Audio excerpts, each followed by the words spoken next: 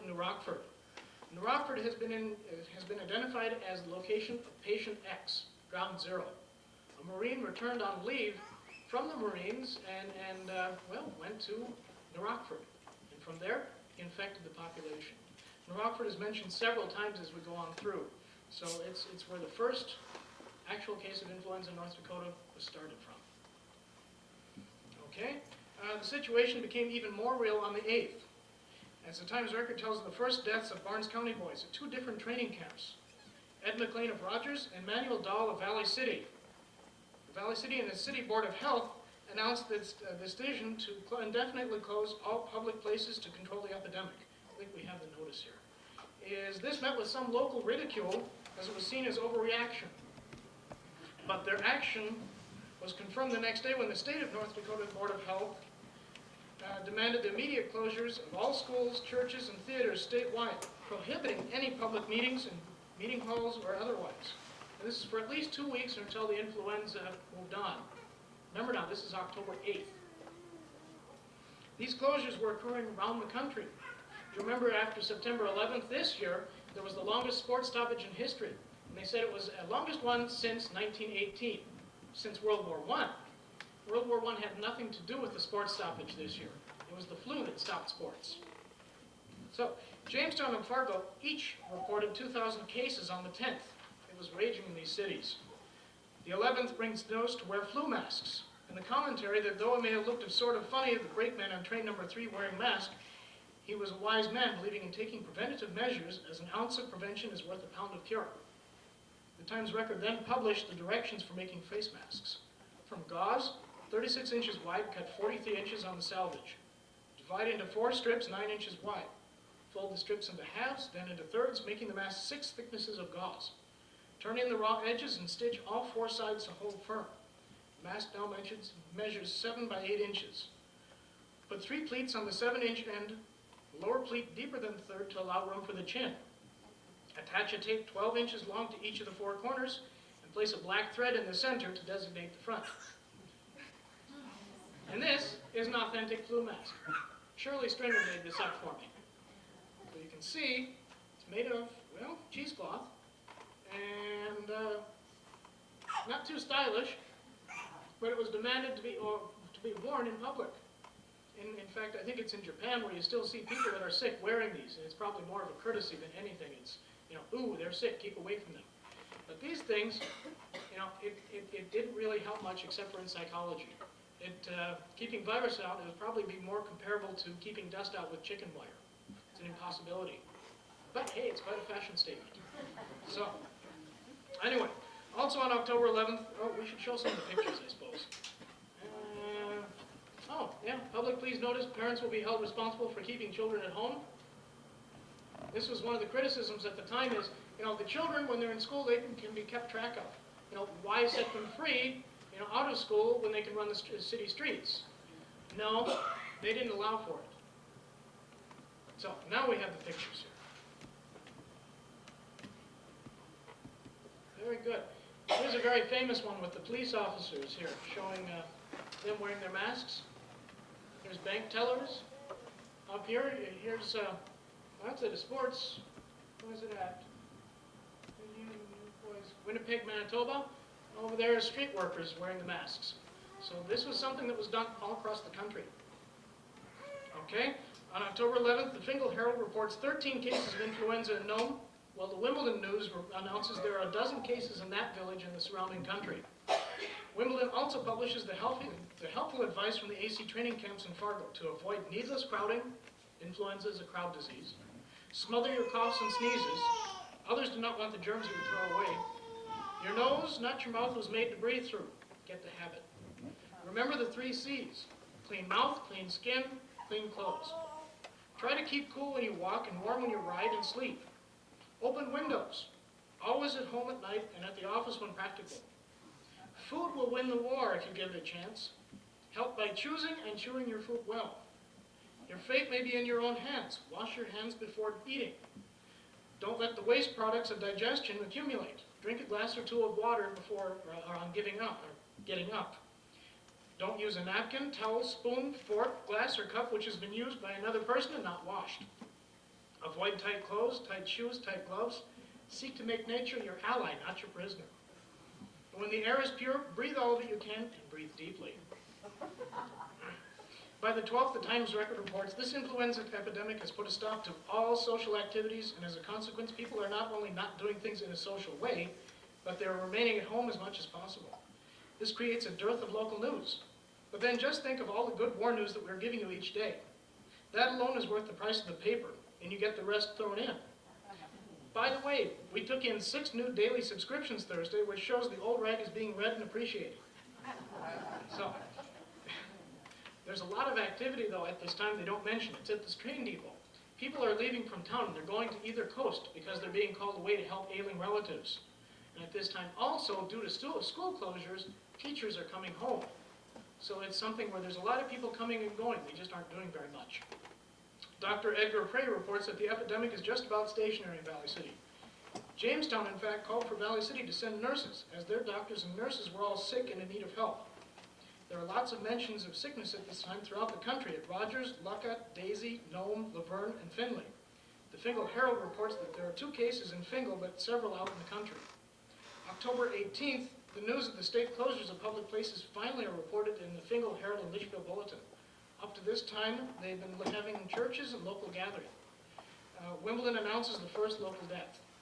That of Miss Annie Cania, she's 19. The entire family of 9 was sick. Her older sister, Florence, she was 22, she died the same day as Annie's funeral, which required a double funeral. And 2 sisters were buried together in the same grave. Dr. Prey reports 107 cases, which compared to other cities is considerably less, though the epidemic is spreading in the country, and doctors and nurses there are literally being worked to death. The deaths of the Laverne doctor and his nurse are reported later on the 29th. They died of flu. There's only 1 doctor at this time for all of Briggs County. The rest in Cooperstown, Hannaford, and Biddeford are all sick. Tuesday, October 22nd, 4 die in Valley City. Amongst them, Miss Paula Davidson, who, with a poor heart condition, worked herself to death as a nurse in the general hospital. Her brother was in France at this time and could not be informed of her death. Or could he?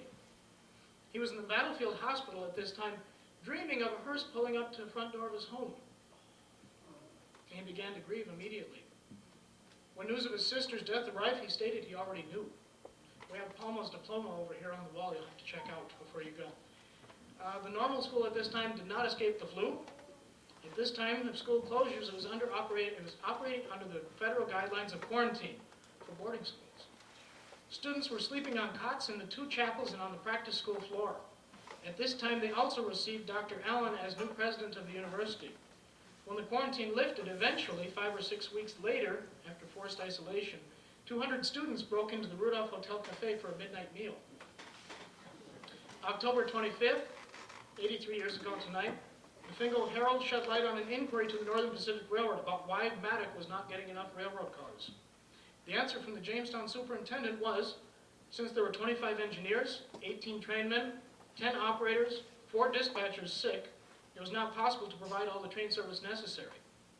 The Litchfield Bulletin pointed out that 25,000 soldiers are dead from the epidemic, almost more than 1.5 years of fighting. And some people think it isn't serious? Nome reports 60 to 75 cases of the flu, and the Montpelier Magnet tells us the sad story, or sad deaths, of Mr. and Mrs. Albert Himsoth, dying 12 hours apart, leaving 4 small children orphaned. The Marion Sentinel reports 3 deaths in their community, the first being Ernest Bartz. He's an itinerant worker from Long Prairie, Minnesota on the J.C. Arduzer farm. This is where I have a connection. J.C. Arduzer was the stepfather of my grandmother. And my aunt, Bertie, she's 89, she was 6 in 1918. And her best friend was Ernie. Every morning she'd greet him, "Good morning, Ernie." Every night, "Good night, Ernie." This is, little 6-year-old greeting this man. Well, okay, Mr. Bartz got sick. And she wasn't allowed to go out and see her friend Ernie anymore. The adults forbid it. So one day when the adults weren't looking, she snuck out to his little cabin, poked her head in the door and said, "Good morning, Ernie." No response. She walked in and said a little louder, "Good morning, Ernie." Still no response. She went over and shook him, and she found Ernie dead. Paper says here that he died of a hemorrhage of the lungs.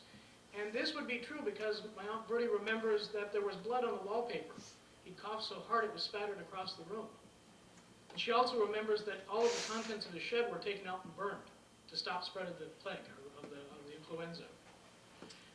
At this time also, my grandmother, Anna Anderson, had the flu. She contracted it in Jamestown. And Jamestown, we'll find out later, was a hotbed of activity for the flu. But when she got sick in Jamestown, she went home to Marion. And I guess you can call my great-grandfather, tied a garlic around my aunt's neck so she wouldn't get sick, and nobody else in the family got sick after that either. So, also keeps away vampires. So, there's another death in Marion, and that's of a fellow that was working in New Rockford at the time, so he probably brought home the sickness to Marion. On October 28th, we have number 10 here, the Times Record declared that Dr. Edgar Prey deserved much of the credit for keeping the disease down in the city. The situation in the city remains good, but was increasing in the country. And predicted, due to Attorney General Langer's temporary suspension of the prohibition of whiskey as medicine, there was expected rise in the number of flu cases. They announced there's a splendid fall for plowing and farm work. That was Dr. Prey. And so, yeah, there. It's a little dark, but that's Dr. Prey. This is the guy that we've been talking about. He was a practitioner in Valley City for many, many years. His home is now Victorian Charm up here on Central. So that's Dr. Prey. I'm sure Leah remembers Dr. Prey? No? Just heard of him. Okay.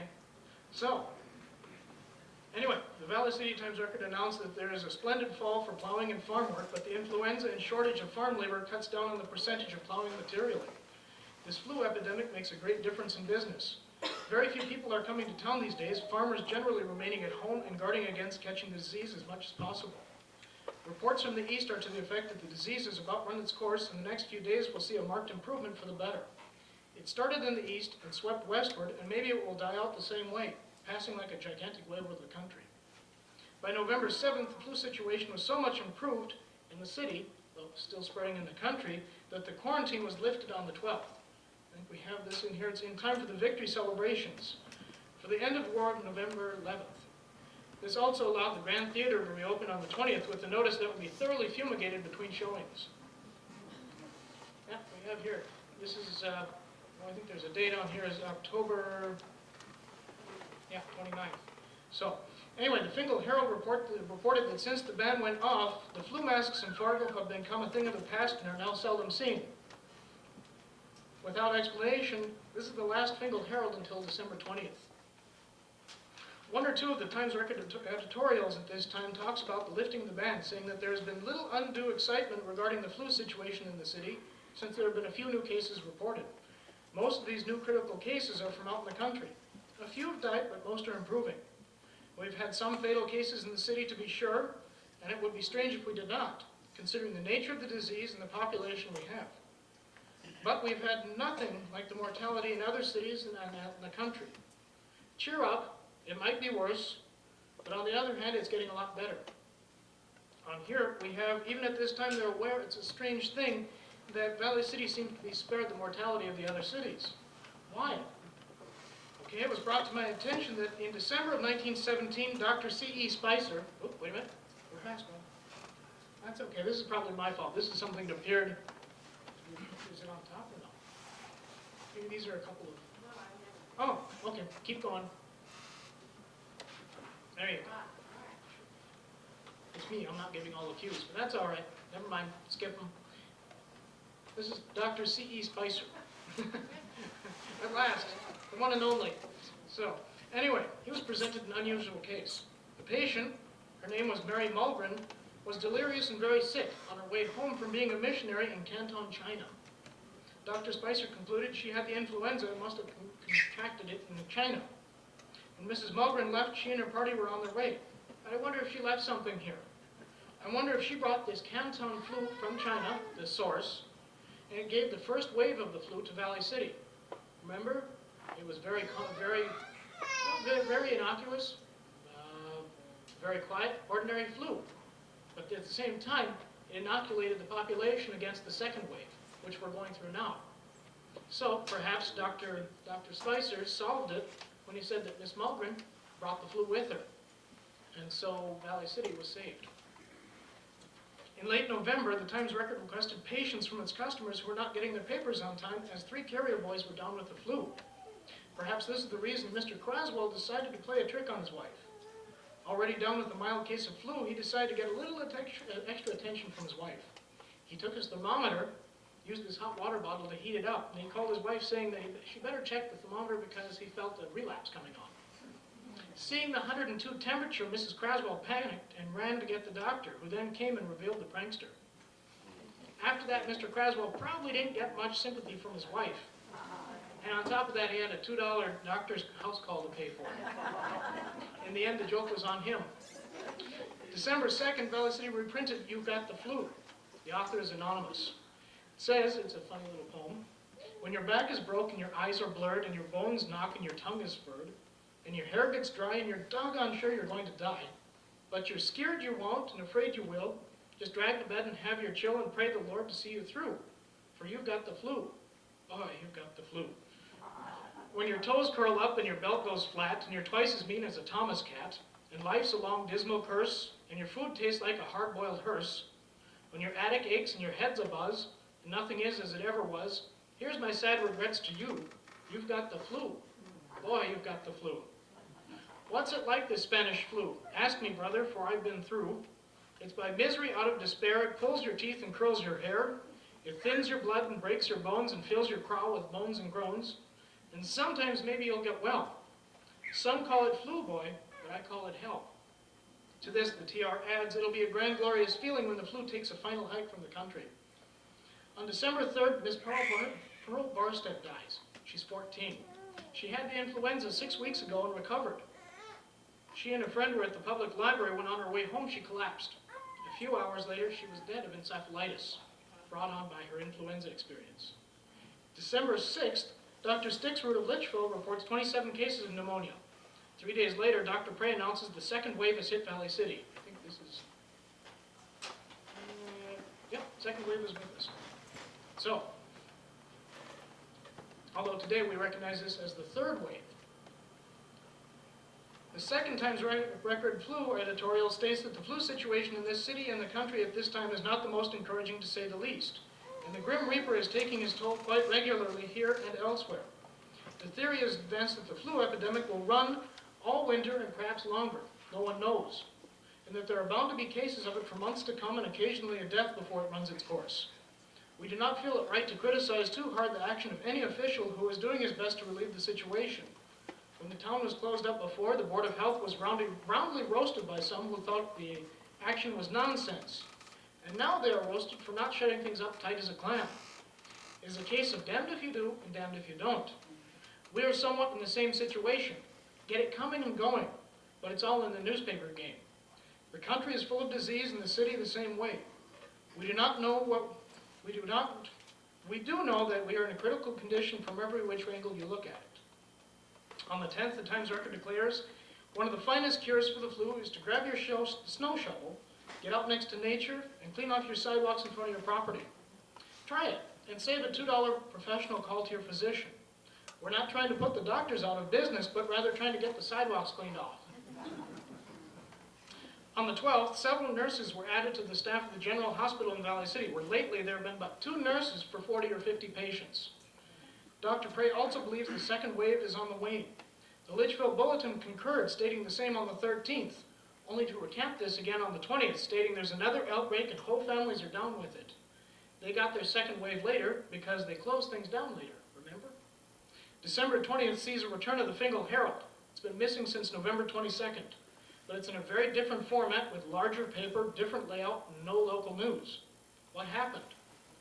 All is not revealed until January 10th,